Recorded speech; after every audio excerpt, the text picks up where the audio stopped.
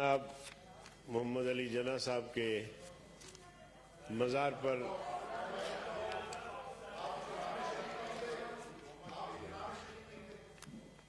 No cross talk please. Walid साहब जी, जनाब कैप्टन सफदर साहब और मरियम नवाज साहिबा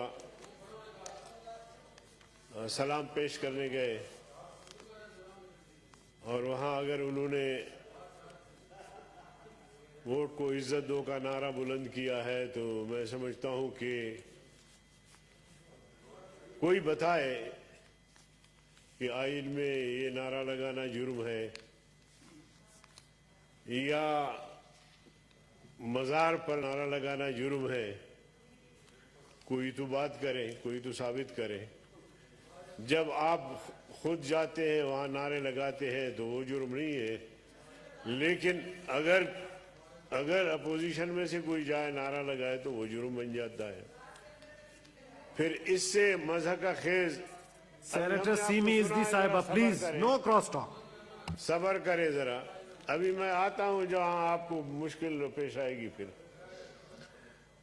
फिर मज़हब का खेज बात ये और इंतहाई शर्मनाक बात कि पाकिस्तान की तारीख में पहली मर्तबा ऐसा हुआ कि एक आईजी को अगवा किया गया और गन पॉइंट पे उससे दस्तखत लिया गया।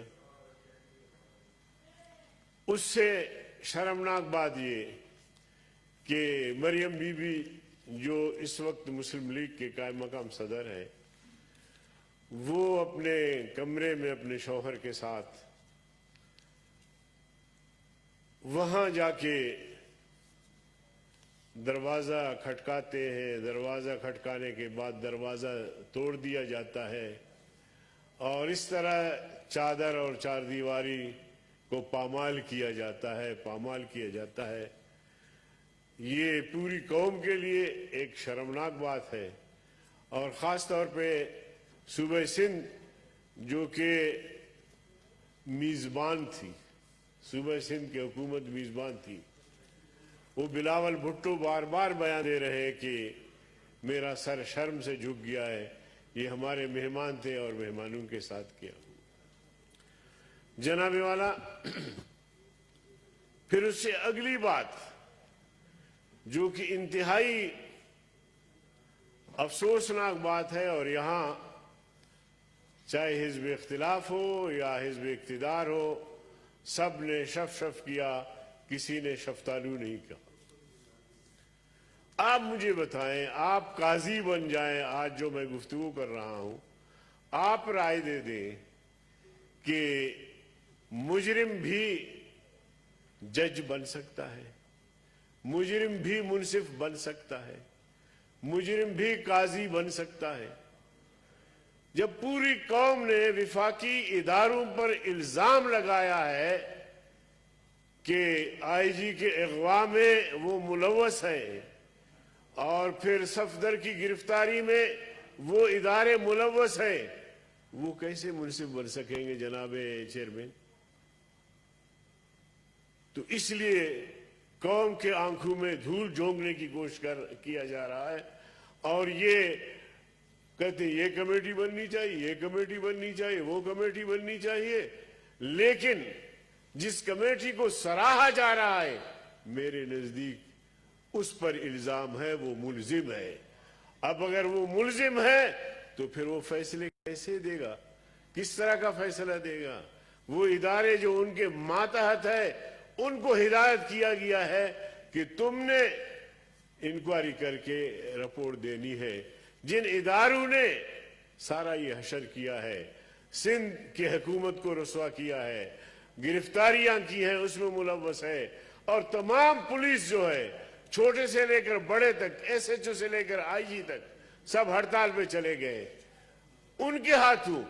अब उनको हम समझे कि ये मुनसिफ है, ये काजी है, ये इंसाफ करेंगे, मैं नहीं समझता। और मैं समझता हूं कि उस इंक्वायरी का मैं अभी से इनकार करता हूं कि वो इंक्वायरी इंसाफ पर मबनी नहीं होगा, बल्कि वो जानिबदाराना होगा और कौम के आंखों में धूल झोंकने की ये कोशिश होगी।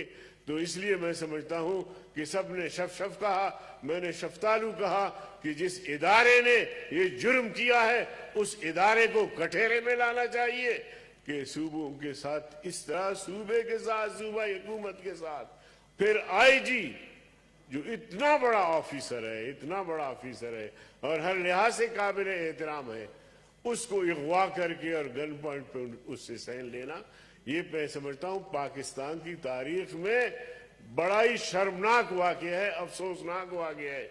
और वो आईजी अगर मुजाहमत करता तो शायद उनका कत्ल हो जाता, शायद वो इस दुनिया में आज ना होते।